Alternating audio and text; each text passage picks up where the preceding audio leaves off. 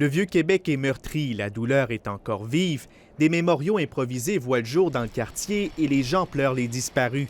Pierre Paquette prend sa marche ici tous les matins. C'est l'endroit où François Duchesne a été assassiné.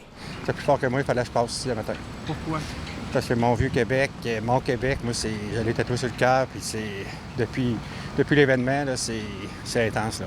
Repose en paix, va vers la lumière. Sur la rue des Remparts, où Suzanne Clermont a elle aussi été tuée, les résidents tentent de se consoler. Je me promène, là, puis je fais rien que penser à ça. C'est très violent, c'est gratuit, ça n'a comme pas de bon sens. Là. Ça a l'air qu'ils ont eu des coups d'épée? C'est tout le quartier qui est encore sous le choc. Le propriétaire de la boutique de Noël n'en revient toujours pas. Des proches de son employé se sont retrouvés sur le chemin du suspect. Et 2 de ses amis se sont fait blesser ici, exactement où je suis sur le trottoir. S'il y a peu de marcheurs et de curieux à l'intérieur des murs du Vieux-Québec, les policiers, eux, sont là pour tenter de rassurer les gens. Ce qu'on veut dire à la population, c'est le plus vite possible, je crois, il faudrait reprendre une vie normale. On est conscient que le sentiment de sécurité des citoyens peut être ébranlé présentement, étant donné les événements qu'on a vécus samedi. Le réseau de la santé de la capitale nationale déploie des ressources psychosociales près des lieux du drame. Il y a des gens qui peuvent se sentir très anxieux, très stressés, très inquiets, des problèmes de sommeil, par exemple. Il peut y avoir des niveaux aussi de déprime possibles.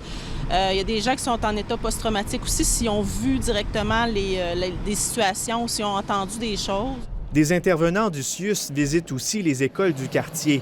Les parents encore ébranlés ont dû tenter de trouver les mots justes ce matin. J'en parlais encore ce matin avec ma fille dans la voiture, puis tu sais, j'ai expliqué un peu où ça s'était passé aussi, tu sais, Puis c'est sûr que même pour nous de revenir ici ce matin... On leur a parlé du sujet, en fait, de façon sans mettre trop de détails, parce qu'on trouve que c'est important de partager cette information-là, parce qu'anyway, tout le monde va s'en parler dans l'école. Les heures passent, mais la douleur reste toujours aussi vive. On espère que le temps va faire disparaître un peu cette douleur-là suite à ce drame. Le cœur de la capitale nationale aura besoin de temps pour guérir, alors que tous sont toujours plongés dans l'incompréhension. Ici Pierre-Alexandre Bolduc, Radio-Canada, Québec.